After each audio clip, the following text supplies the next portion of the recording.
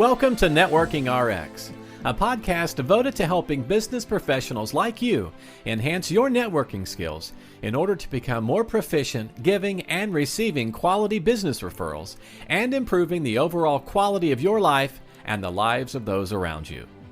The Networking RX podcast is a production of AmSpirit Business Connections, an organization whose mission is to empower business success through networking. You know, the other day I was messing around on LinkedIn, not messing around, connecting with people, if you will. And I had somebody kind of come at me and they were like, listen, I don't network. I don't believe in this whole network thing. They looked at my profile, like, I don't believe in what you do. And I'm intentional about who I talk to. And if it's not a prospect, it's really not worth my time. It's not worth time going out to events. It's not worth doing any of those things. And of course, as you might imagine, I politely agreed to disagree. I didn't really kind of engage him in a whole argument. I don't know that I'm going to change his mind. He's certainly not going to change my mind. So why waste the time? There just are people out there who just don't get it. And I think there's different levels of getting it. I think there are people out there who don't think they network at all. I think there are people like this guy who networks but doesn't really believe in it. And then there are people out there who network and are really intentional about it with, I don't say every waking moment, but certainly it's on their mind with respect to everybody that they're talking to. Today I have on the show with us Andy Grider, and he's a lifelong networker. And we'll get into his story. And he loves to help other people learn how to network. He and I were introduced, and I said, I got to get you on the show. But we're going to talk about making powerful introductions, the notion of altruistic capitalism, and just the difference between networking and connecting. So here we go. Andy, welcome. Hey, thank you, Frank. It's a pleasure to be here. When you meet somebody of similar ilk, it's a wonderful thing. And you and I both are givers at heart. So it's a pleasure to be here with you.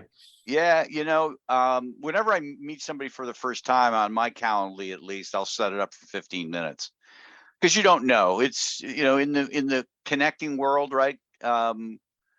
If you will, just meeting somebody for the first time, there's a little bit of kissing frogs there, right? You don't know, and it's always nice. Yeah, we're at a hard stop here.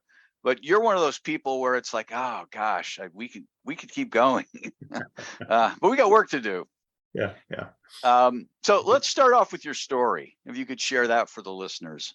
Well, so I've got a very varied background. I like to joke that I get bored easily, I've spent a lot of time in various different roles throughout my life.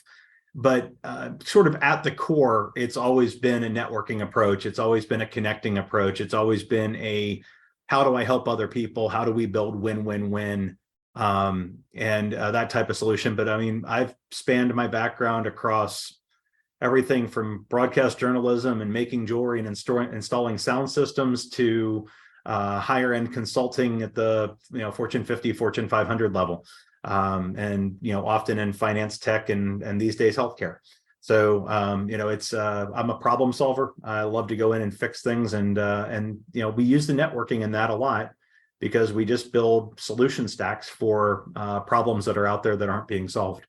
And I leverage networking as a business tool and connecting as a business tool. Yeah, well, I guess here's a question for you. If you can remember, when was that moment that you realized there was this thing that was networking? Because you don't get it in high school. You certainly don't get it in college. For me, there was an epiphany. I don't need to get into my story, and maybe you don't remember yours, but I think the epiphany moment for me was the first time I made a bad introduction, actually. Really? I was trying to help a friend, and I did one of those, hey, Frank, meet Charles. Hey, Charles, meet Frank. And that's all I said. And it was a quick email it was actually a quick phone introduction. And I kind of put them on a party line and let them talk. Right. And afterwards, I got a call from one of the two of them. And he said, don't do that again. He said, well, he gave a little more of a teaching moment, actually. But somebody I had a lot of respect for.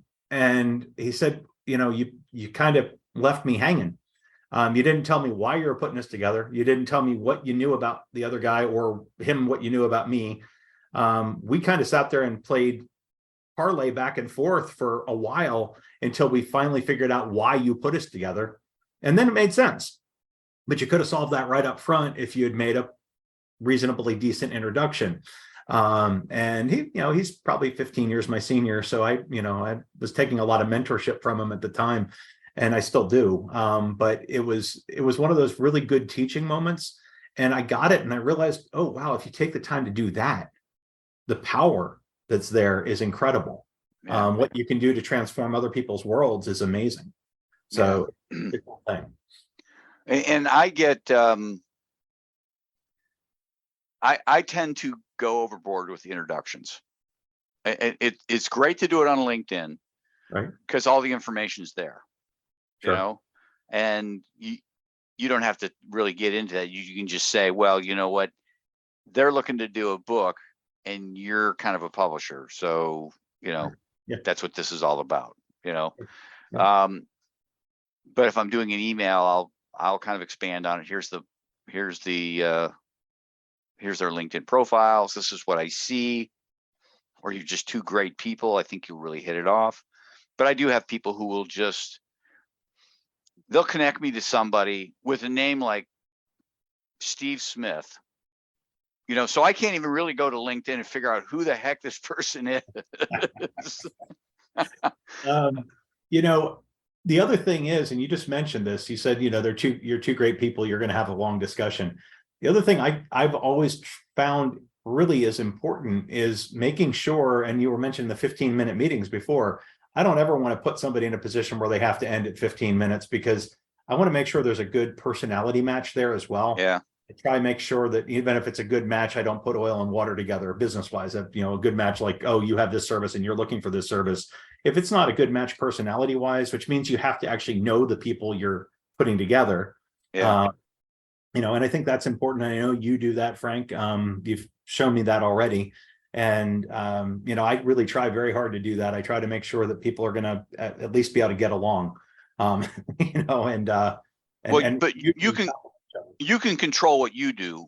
Right. I can't control what somebody else does. So when somebody else connects me to somebody, and it's kissing frogs. Yeah, it is. And at the same time, there's a lot of princes and princesses that come out of it. Yep. Yeah. So I certainly would never poo-poo the meetings to get there, the stepping stones as they were. No, I give everybody a chance, and I don't mind somebody. I never look at somebody and say, well, you're my junior, you're just not ready. I never do that. If anything, that allows me to warm up to somebody. Okay, let me roll up my sleeves. I can help you. I can really help you. Well, it's that, and it's also, quite frankly, I find I get a lot of perspective from folks that are, generationally younger. Yeah. A lot of different viewpoints, a lot of different pieces. A lot of times the question, help me understand, where you're coming from with that, or why you would have said what you just said. And, it keeps everything from getting confrontational. It keeps us from us and them. It brings us as a together, which I think is also really important when you're networking, or when you're in an introductory meeting and somebody's introduced you, is really trying to get to know that other person as a person first. And hopefully the introductions helped push you in that direction a little bit, because there's a little bit of personal flavor of some sort there as well. So I'm mainly talking about the person you get in that 15-minute call, and it's just, you're getting pitch slapped, right? Or whatever the term is. I mean, you surely get some of those. I find very honestly that it's, thankfully, I mean, I don't know if I'm just lucky at this point, but at these points, it's a bare minimum of those. And it's usually much more of a very vivid, open conversation, but it does happen. Yeah. So you're right. Yeah. Yeah. Well, let's, we talked about connecting. What's networking versus connecting? And, I told you, heard my story about this guy. I mean, and I don't even think I'm going to engage him in conversation. I have too many great people like you to talk to really worry about somebody. You said it best, Frank. You're not going to change their mind. Yeah. And there's no point in engaging in conversation with people that don't want to have an actual conversation. So yeah, absolutely. But you mentioned networking versus connecting. I think there's a big difference between the two, and they both work fine.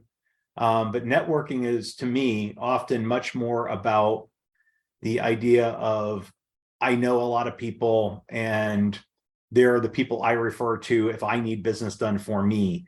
A lot of the networking groups will facilitate that type of management, whereas connecting is bringing people from the outside in that are either clients or prospects or good people for them to know, other people that will connect them, other connectors, that kind of thing. And to me, that is sort of like 401 level networking. And that's where it gets really interesting for me, is when you can say, okay, Frank, you need to know X, Y, and Z. One of them is going to be a great guest on your show. One of them is going to be able to help with opening up branches for AmSpirit. And then, from there, the third guy is somebody you're just going to get along with famously because you have 5 things in common. Yeah. And that to me is, I revel in that. There's the days that I wake up that I get to do that all day. And those are my favorite days out of everything. As much as I love what we do, I'd much rather be able to be connecting people all day. It's a lot of fun. There is a lot of energy to it. Yeah. There is a ton of energy to it, and you could do it all day. Yeah. I mean, you absolutely could do it all day. Especially when you're talking about newer people who need that help. There's just a ton of people that you can connect them to. Yeah. I find I'm a little more sheepish about connecting people the higher they go up. I don't want to be pegged as, oh, you've wasted my time, and maybe that's just my own head trash. Yeah, well, and Frank, that comes back to the connecting part. You got to know who you're putting together. So if you're looking to make an introduction that makes sense, you don't want to take a 25-year CEO and introduce him to an 18-year-old kid unless there's a really good reason for it. Right.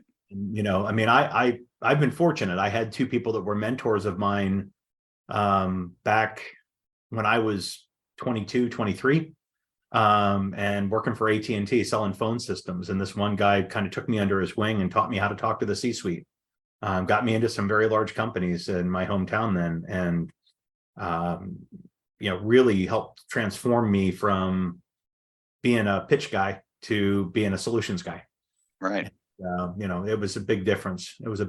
So, again, sometimes that makes sense, but often you're right. You don't want to end up in the position of, and you also don't want to in the position of, hey, I've got watches. Oh, you don't like watches? I got wallets. Hey, you don't like wallets? Hey, yeah, look, I got knives. You don't want to be that guy either. So, so it's important because it's capital. I mean, it's your social capital, it's your business capital, it's your brand. Yep. And so you want to be careful about who you introduce. Certainly, without a doubt. Yeah. You talk about making introductions that impact. Can you elaborate on that? Well, I not to self-plug too much, but I actually teach a course on it. Okay. And do a workshop for sales forces because, I found that a lot of times the folks that are out there doing the networking aren't doing the connecting. And I don't think you get to the fruit until, the edible part of networking until you get to the connecting part. You've got to actually get good at that. You've got to be able to build relationships by helping other people and that kind of thing for it to really, truly blossom. And maybe that's what the other guy had was the problem is he only put one toe in the water, and he tried it before it didn't work for him. Who knows? But what I try to teach people is, again, it's some of the stuff we've already talked about. It's know the 2 people well enough that when you're making the introduction, you can pull out something personal on each, about each one of them. Hey, Frank's a Braves fan, or Andy's a, Right. Here probably a Cubs. An Indians fan, perhaps. I don't know, or what are they called now? The Cleveland, the Guardians. Guardians. Yes. Thank you, the Guardians. So who knows? I would find out things about them. Usually, I'm a guy that knows music, and I'll talk to people about music, and so I'll say, hey, so and so, like, you both like this band, or you both have done concert scenes for years, or you both are opera people, or whatever, it might happen to be. And then I'll throw in that, okay, so Frank, I saw this. I think this guy's going to be a great guest on your show because of this, and this. He also knows a lot of people in his hometown area where he could introduce people for your franchise. And oh, by the way, on the other side of this, so Frank's a master networker. He's got incredible groups all over the place, all over LinkedIn that you should really check out. He's even got one that works with nonprofits, and I know that's near and dear to your heart, et cetera. Those kind of things. If you don't do that, and then to kind of impact even further, you want to make sure you tell them to please follow up with me and let me know how the introduction goes. Because now there's a little bit of skin in the game for everybody. Yeah. Now you're asking them to give you feedback, which A, is valuable, because if you screw it up and you put two people that don't work together, at least you find that out. Two, it also gives you a chance to circle back and find out what happened, just because it's good to know. What else can I do to help is the last question I ask on every introduction I make. Please, let me know how this goes, and if there's anything else I can do to help. Because again, it keeps you engaged in the introduction. It doesn't make you a part of the next meeting, but it means that they're usually going to get back, at least one of the two of them get back to you, and usually CC everybody and say, hey, Andy, had a great meeting with Charles. It was amazing. He's a great guy. We're going to do some really good things together. Even that is helpful, because then I get enough feedback to know that one worked. Sometimes I get one back. I had one guy write me one time and say, well, I really had trouble connecting with XYZ. Okay. Help me understand why. Well, he did it. And I said, okay, well, that's tremendously helpful. And I think it was more of a generational gap issue on this one than anything else. But, you do find there's some people in your network that you can't connect very easily. And then you find people that you can. I just look for people that have unique solutions and that have powerful pieces to play on the chessboard that we all call business. So. Well, I think that gets back to, as you explained earlier with your first lesson, putting context in there so people know what this is about. Yeah. I recently had a call with somebody. I don't know. We were just connected via email. You should talk. And the person who connected us had private, personal conversations with each of us without, so I don't know what was said to the other party, but when I got on the phone with the other party, it was kind of like, hey, what do you got for me? Kind of a thing. Well, I just thought we were getting acquainted. Yeah. Yeah. You're going to ask me on a date first, or exactly. Yeah. Yeah. It was weird. The other thing that I like about doing introductions, I often do them via video when I'm able to. It's faster for me than typing. So that's efficiency, but they're also tremendously efficient in that you can put yourself into that introduction. Then somebody sees your excitement and hears your excitement about putting two people together that they're not going to get out of reading an email, no matter how well you write it. Yeah. The only part that is a problem is it drives my wife nuts when I do it in the car while she's driving and I'm sitting there on my phone doing an introduction and she doesn't realize I'm not talking to her at first. Right. So she's gotten used to it now, but at first it was very unsettling when I do this in the car because long road trips and, I'll knock out 30 introductions. So, it's just, again, I mean, you can leverage technology to your massive benefit. I also have some people that I introduce so often that I actually have a stock paragraph for the stuff they do. Yeah.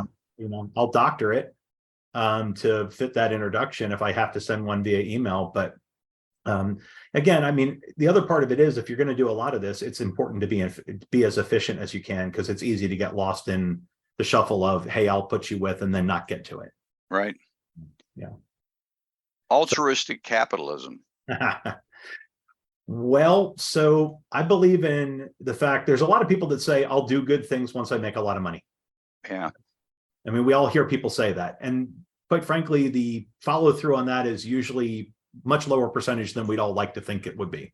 A lot of people make a lot of money and they keep it for themselves, or they don't do those other things they thought they were going to do because they go spend it on other things. Whatever. What's the saying, Andy?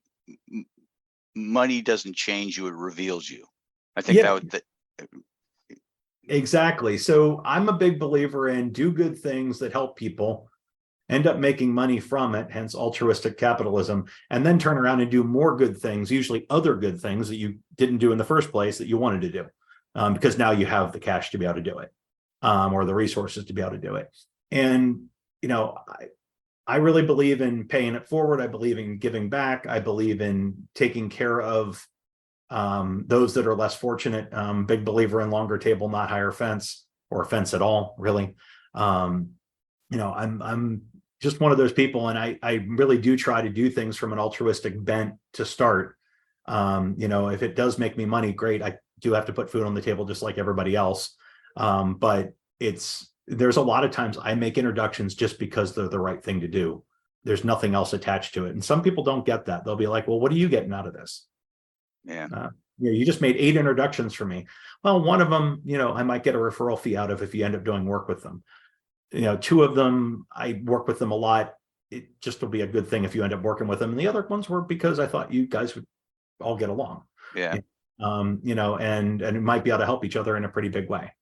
A lot of times I'm referring people to resources too. So, like stuff that they can use in their business, things they can use to improve their personal financial situations, whatever else it might happen to be. And again, I'm fortunate. I've spent a long time doing interviews with people and interviewing people that are unique and people that do, things that are different and stand out. So it's easy to make those referrals. Yeah. I recorded a podcast earlier this week talking about introductions. And I just started out by saying people always ask how I developed such a massive network. Yeah. Because I help people get a massive network, and it's just, there's such power to these introductions. And, but you're right. Some people just don't get it. Well, why did you do that? What, and again, to be honest, I'll tell people if there's something in it for me.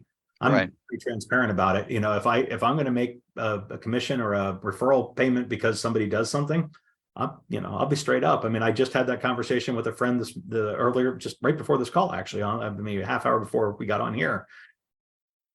And I said to him, look, if there's something on your side that you can do, if this turns into something big, I'd appreciate it. I'm not going to complain, but I'm also not telling you have to do it to get the introduction. And he was like, well, I definitely want to do it because you're not requiring it. I'm like, well, I appreciate that because this is a pretty big one for him, and it could lead some amazing places.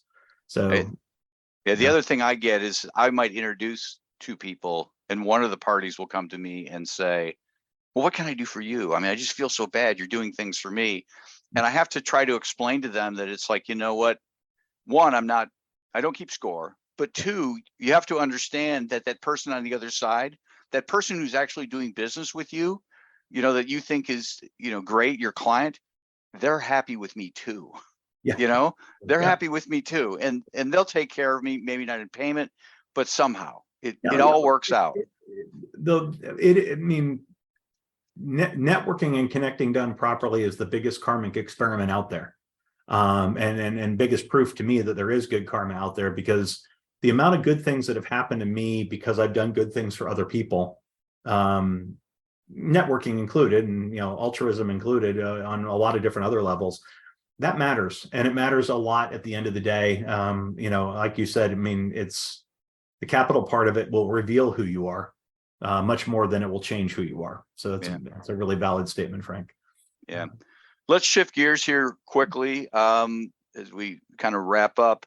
I guess, how could the audience help you? You have a course that you do, So we have Intros at Impact, which is a course that is usually a 2-day course at the corporate level. Usually I'll come in and talk to sales teams, because if they look at it and they realize what the ROI is on 1 or 2 reasonably good introductions from each salesperson every quarter, even, the difference between them being done and done well, if they're putting them out in networking groups and everything else, is a huge difference. And usually those will pay for themselves within a quarter, and sometimes even within a month. So I do those. I also host a podcast called Unique This Week, which is under uniquenessispower.com, where, anybody that wants to talk to me about unique people out there that they know that have something different that's blue ocean, I'm always open to that. And then, on the end of it, I'll just say we do a lot of consulting. The easiest place to do is find me on LinkedIn. I think I'm one of the few Andy Griders that's there, but you can also go in and andygrider.com actually redirects to the LinkedIn page. So that's the easiest way to find me, is just go to andygrider.com. And I'm always open to a conversation. We're working in healthcare these days, working with a lot of Medicare doctors, primary care and internal medicine and family medicine to a large degree, helping them get over some of the hurdles the government's put in place, as well as fill some gaps and help with their patient population and health increase. So it's been fun. I mean, like I said, I love solving problems, Frank. So, the more of those that we can solve, the happier I am. Well, everybody, you heard it. He's open to conversation. So reach out. I will put andygrider.com in the show notes, so you'll have it there. So if you're driving, reach out to him. Certainly explain, who you are. Mention the podcast if you would. And Andy, it's been great having you on. Frank, thank you so much. It's a pleasure to talk with somebody who's so like-minded and also, just like I said, a giver and an altruist yourself. I mean, it's what you do is amazing, and I'm very fortunate to be a part of your network. Thank you. Thanks for joining us on the Networking RX podcast. Please put what you've learned into action today and let us know if you have questions, comments, or ideas for future topics. You can email them to us at podcast@amspirit.com. That's AmSpirit.com. Finally, so you never miss an episode, be sure to subscribe to the Networking RX podcast through iTunes, Overcast, or however you receive your podcasts. Now get out and network with someone.